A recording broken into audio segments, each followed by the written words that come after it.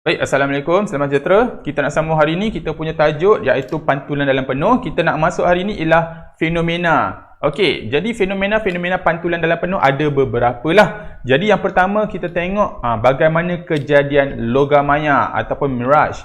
Jadi, kalau kita tengok biasanya tengah hari kan, kita akan nampak seperti macam gambar tersebut. Di atas jalan raya ada nampak macam lopak air di mana kita akan nampak pantulan. Okey, pantulan image yang dari orang tu nampak. Jadi, cerita dia bagaimana? Okey, bagaimana fenomena ini berlaku dan apa kaitan dia dengan pantulan dalam penuh. Tapi sebelum nak cerita tentang fenomena tersebut, kita nak flashback balik, kita nak cuba faham bagaimana image terbentuk. Okey, kalau kita tengok pembentukan image. Kalau kita belajar sebelum ni pembiasan. Okey, ada yang sebelum ni lagi kita ada belajar pantulan. Jadi macam mana image tu terbentuk, kita kena faham satu benda. Cuba tengok macam gambar tu, kenapa kaki dia nampak pendek? Ini ialah tajuk pembiasan. Okey. So, ini kaki lah. Oh, dah buruknya kaki. Okey, tak apa. Kaki lawa sikit lah. Okey. Jadi kenapa kita nampak orang ni pendek? Okey. Apa yang berlaku, contoh kita ambil titik ni. Okey, pembiasan berlaku menjauhi normal dan akhirnya masuk ke dalam mata kita. Okey, jadi kita kena faham satu benda. Bila ada cahaya tu anak panah. Cahaya tu bengkoklah macam mana pun. Dia bengkoklah macam mana pun, bila masuk dalam mata kita, kita akan nampak straight. Okey, contoh dalam kes ni, bengkoklah macam mana pun, bila masuk dalam mata kita, kita akan nampak straight. Nampak straight tu maknanya? Maknanya kita nampak image kaki ini dekat sini. Dekat sini. Jadi sebab tu kita nampak kaki orang tu pendek. Okey, sekali lagi saya sebut, bengkoklah macam mana cahaya pun, apabila masuk dalam mata kita, kita akan nampak straight line. Okey, kita tengok contoh yang kedua. Nampak tu? Dia nak tunjuk apa tu? Okey, ini ialah periskop. Okey, di mana? Nampak? Handphone dia dekat sebelah kanan. Dan kita nampak image dekat sebelah kiri. Jadi ini yang kita kata periskop lah. Okey, contoh ini periskop. Ini mata kita. Kita tahu dalam periskop ada cermin. Okey, dia letak handphone dia dekat sini. Kan? Handphone dia dekat sebelah kanan. Tapi kita nampak menerusi kotak ini, kita nampak handphone dia dekat mana? Dekat sini. Kenapa dekat sini? Okey, ceritanya sekali lagi. Apabila cahaya masuk, terpantul, dan terpantul. Nampak tak? Cahaya itu ataupun dari handphone masuk ke dalam mata kita. Bila cahaya dari handphone masuk ke dalam mata kita, bengkoklah macam mana pun, mata kita akan tetap nampak lurus. Okay, bila bengkok masuk dalam mata, kita akan nampak lurus. Okay, jarak dia macam mana? Jarak ni, campur jarak ni. Dapat. Sebab tu nampak macam jauh sikit handphone tu. Okay, jadi keyword tu sangat penting. Bengkoklah macam mana pun, kita akan nampak straight bila cahaya tersebut masuk dalam mata kita. Okay, jadi kita masuk yang seterusnya. Macam mana logam maya tadi terbentuk. Alright, kita bermula. Sekarang ni, logam maya ini berlaku biasanya pada waktu panas. Tengah hari panas. Okey, di mana ada awan-awan ataupun langit-langit yang cerah. Okey, awak duduk, kita duduk kat sini lah. Dan bila waktu tengah hari, nombor satu. Apa? Nombor satu, pada waktu tengah hari, okey, yang pertama ialah perbezaan suhu. Dekat mana yang panas? Dekat permukaan bumi ke dekat lebih atas? Jadi kalau waktu tengah hari, semua orang faham, kita tak sanggup nak berbaring dekat jalan raya kerana panas. Jadi udara di atas permukaan jalan raya ataupun di atas tanah adalah lebih panas berbanding yang di atasnya. Okay? Perbezaan suhu. Yang kedua, kita sebut juga perbezaan ketumpatan. Nampak? Kalau dekat sini panas, okey, dekat atas ini lebih sejuk lah. Bukannya sejuk beku, tidak. Okey, kuranglah panas berbanding yang sebelah bawah ini, permukaan. Okey, dari segi ketumpatan antara panas dengan sejuk, mana yang lebih tumpat? Okey, kita tahu Allah jatuh pula. Kita tahu apabila panas, okey, zarah-zarah udara akan bergerak-gerak dengan laju dan lebih jauh. Dan bila zarah-zarah tersebut berjauhan, maka ketumpatan dia akan kurang. Sejuk akan lebih rapat. Bila rapat, dia punya ketumpatan akan tinggi. Okey. Jadi, nombor 3. Pembiasan cahaya. Macam mana? Okey, bila cahaya matahari ini akan bergerak ke seluruh arah dah. Okey. Jadi, ada satu cahaya tu apabila dia lalu dekat sini, dia akan mula terbias. Terbias ke mana? Daripada kawasan berketumpatan tinggi ke kawasan berketumpatan rendah. Okey, dia akan menjauhi normal. Okey. So, dari sini nampak ini normal, menjauhi normal. Nampak? Masuk ke kawasan yang lebih panas, menjauhi normal lagi. Menjauhi normal lagi. Nampak? Nampak tak? Sudut theta dia makin besar. Okey? Sudut R dia makin besar. Sampai satu tahap, dia lebih menjauhi normal. Sampai satu tahap, sudut, nampak? Sudut 7 nampak ni. Yang saya hitam-hitamkan ni, ini dah sudut 7. Kalau kita tengok, dari atas ni, sudut 7 tu kecil. Okay, kecil. Makin bawah sebab dia menjauhi normal, menyebabkan sudut 7 dia makin besar. Sudut 7 makin besar dan makin besar. Jadi, sampai satu tahap, ini sekarang pembiasan cahaya. Nombor 4, theta I. Sudut 7, bila sampai satu tahap, dia telah melebihi dari sudut genting. Bila melebihi sudut genting, maka berlakulah pantulan dalam penuh. Nampak? Jadi berlakulah pantulan dalam penuh.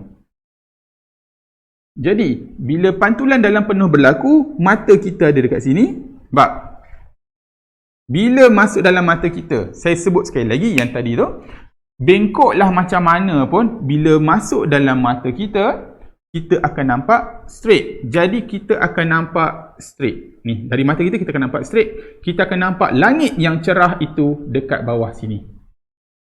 Okey, jadi kalau tiba-tibalah ada orang lain ke kat sini, okey, kita, sebab lalu kat kepala dia, kita akan nampaklah orang tersebut dekat sini juga. Okey, nampak?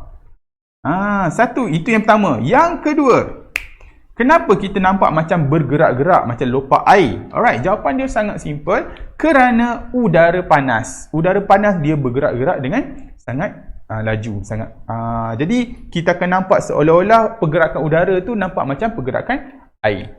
Itu sahaja. Alright, pernah nampak tak? Atas bumbung kereta ke, bumbung bangunan ke, bila waktu tengah hari, okay, kita akan nampak macam, wah, udara atas tu macam bergerak.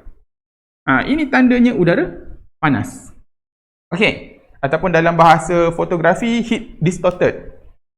Satu, kita nak ambil gambar, waktu tengah hari yang panas, kita akan dapat pergerakan-pergerakan udara ni menyebabkan gambar kita tak cantik.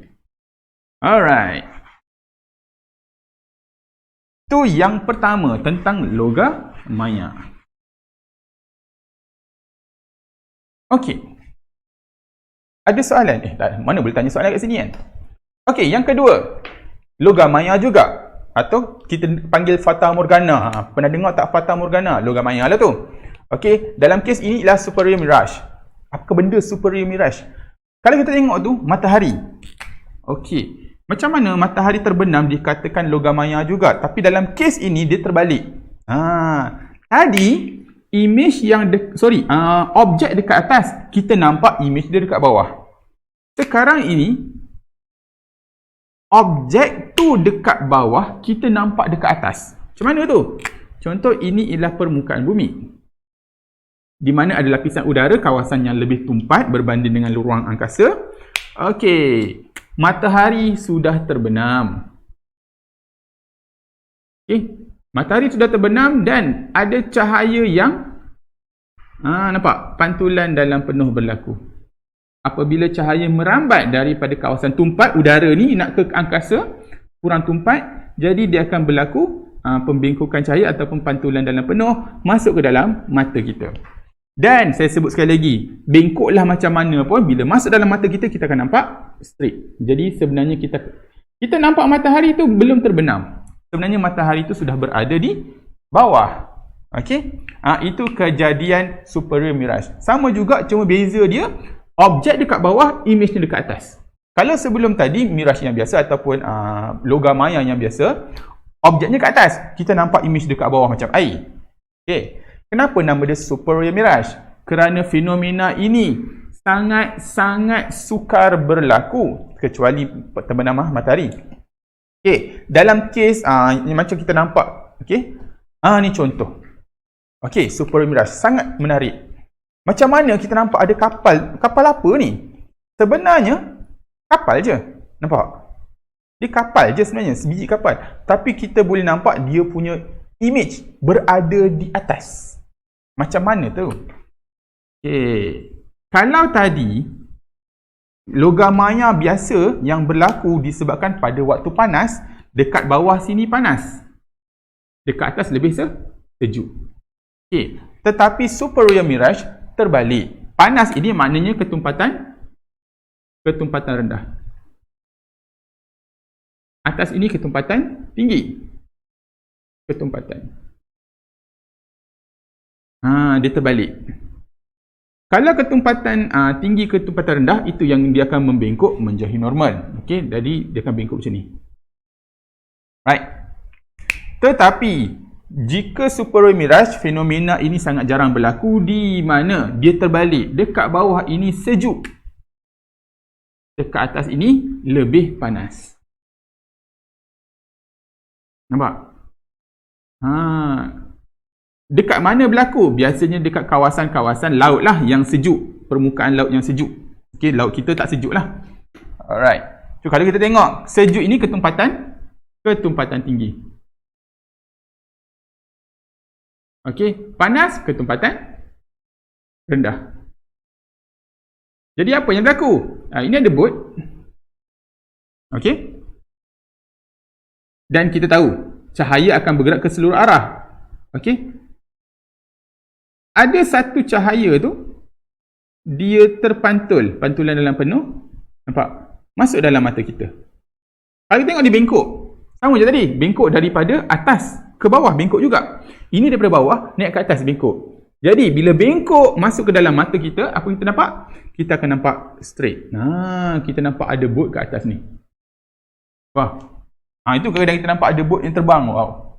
Okay. Ada nelayan, dia kata. Dia nampak, pada waktu malam, dia kata, dia nampak ada istana kayangan lah. Dia nampak ada bot yang kapal hantu tengah terbang lah. Okay. Itu tidak dinafikan lah. Itu ialah fenomena superior mirage ataupun logam maya fata morgana ni. Okey, jadi dalam kes ini kebetulan dia terbalik. Okey, jadi bentuknya maknanya superior mirage yang berlaku ni, dia pembengkokan dia tak berapa bengkok. Dia bengkok sikit lah. Okey, bila dia bengkok sikit, kita akan nampak betul-betul distorted dia dekat atas. Okey. Nampak? Ini dia terbalik. Objek dekat bawah kita nampak dekat atas. Sebelum ni kita nampak objek yang dekat atas nampak dekat bawah. Image dia. Itu yang nampak macam lopak air. Okey. Ini terbalik sahaja. Right. Jadi ni contoh yang kedua. Okey, minta maaf kalau saya buka video ni, video saya agak sangkut-sangkut sikit. Okey, kalau kita tengok nampak. Ada dua. Okey, real life ni. Jadi bawah tu kapal, dekat atas dia ada image. Kenapa ni boleh berlaku? Kerana ada perbezaan suhu udara lah. Bermaksud yang dekat bawah tu sejuk, dekat atas tu panas. Okay, so this is superior mirage. Memang fenomena yang sangat-sangat jarang berlaku dan jika berlaku perlulah dirakam. Okay, kerana sangat, dia orang kata rare. Okay, fenomena yang menarik ni. Okay, jadi habis tentang logam maya. So kita nak masuk yang kedua, kita tukar tajuk lah. Sekarang logam maya kan. Kita tukar tajuk, kilauan berlian pula. Tadi fenomena yang pertama, iaitu logam maya. Okay, pelangi saya dah buat video sebelum ni. Nanti saya bagi link. Okay, kilauan berlian. Kenapa berlian berbeza dengan kaca? Okay, yang pertama kita kena faham. Berlian bukannya bila kita korek-korek-korek dapat bentuk macam ni. Oh tidak. Okey, berlian kita tak ada bentuk macam ni. Berlian ialah batu, batu biasalah. Okey, batu berlian ni dia sebarang bentuk. Jadi kita yang buat bentuk begini. Okey. Okay, kita canaikan dia, kita asahkan dia, dapatlah bentuk-bentuk begini. Apa fungsi bentuk ini? Okay. Jadi, bentuk berlian yang unik ini, yang pertama, kita kena tahu indeks biasan berlian adalah sangat tinggi. Okay. Kalau kaca yang biasa, lebih kurang 1.5. Okay. Ketumpatan optiknya ataupun indeks biasan. Tetapi berlian lebih kurang 2.4. Jauh. Okey. Hampir 2 kali ganda macam tu daripada kaca yang biasa. Itu beza kaca dan permata, itulah beza dia. Jadi, apa masalahnya bila indeks biasan yang sangat tinggi ni? Bila indeks biasan tinggi, okey, mari kita tengok. Okay, kita buka sikit kalkulator kita. Mana kalkulator? Okey, kalau kita tengok, kita kira sikit. Kalau indeks biasan kita N sama dengan 2.4, berapa sudut genting? Okey, ni kalkulator. Kita buat keluar ke tepi. Okey, kalau kita punya indeks biasan 2.4. So, 2.4. Okey, negatif 1. Shift sign. Answer. Okey, kita akan dapat lebih kurang 24.6. 25 lah senang cerita nak. Okey, 25 darjah. Apa maksudnya sudut genting 25 darjah? Okey, 25 darjah ataupun 24.6 darjah ni sebenarnya sudutnya sangat kecil. Okey, kita ambil simple Inilah segitiga. Segitiga 60 darjah 60 darjah. So, bahagi 2, 30 darjah. Lebih kurang sini. Ni 30 darjah. Jadi 25 kecil. Sudut dia sangat kecil. Bila sudut dia sangat kecil, okey, kita tahu bila theta I melebihi sudut genting, pantulan dalam penuh akan berlaku. Jadi bila C tu sangat kecil, okey, kritikal dia sangat kecil, maka theta I sangat mudah melebihi. Okey, nak dapat C kurang, nak dapat theta I kurang daripada 25 ni susah. Sebab 25 tu sangat kecil. Jadi setiap kali cahaya yang masuk, okey, bila cahaya masuk, biasanya sudutnya akan melebihi. Nampak? So, bila melebihi daripada sudut genting, dia akan terpantul. So, kira lagi. Oh, lebih lagi. Pantul. Kira lagi. Lebih. Pantul. Pantul, pantul, pantul, pantul, pantul. Banyaknya pantulan dalam penuh berlaku dalam berlian sebelum dapat lepas keluar. Okey. Jadi saya ulang sekali lagi, apabila indeks biasanya sangat tinggi menyebabkan sudut gentingnya sangat kecil. Bila sudut gentingnya sangat kecil, theta I sangat mudah lebih besar. Okey, daripada sudut genting. Dan bila theta I lebih besar dari sudut genting, akan berlaku pantulan dalam penuh. Dan setiap kali berlaku pantulan dekat dalam berlian, sudut theta I akan melebihi. Jadi dia akan terpantul, sentiasa terpantul banyak kali, barulah dia berjaya keluar. Dan setiap kali dia mengalami pantulan dalam penuh, kita asingkan kereta. Okey, bila dia mengalami pantulan, dekat situlah berlaku kilauan. Pantul kat sini, berkilau dekat sini. Okey, terpantul kat sini, berkilau dekat sini. Terpantul kat sini, berkilau kat sini. Nampak? Jadi akhirnya kita akan nampak, okey, berlian ini sangat berkilau berbanding dengan kaca. Okey. Boleh faham setakat tu? Right. Jadi itu sahaja fenomena-fenomena yang melibatkan pantulan dalam penuh, iaitu logam maya, pelangi, video yang lain, dan juga kilauan berlian. Kerana indeks biasan berlian adalah sangat tinggi. Jadi itu sahaja video ringkas tentang fenomena. Lepas ni kita akan masuk pula video tentang aplikasi pantulan dalam penuh. Okey. Itu sahaja. Sekian. Terima kasih.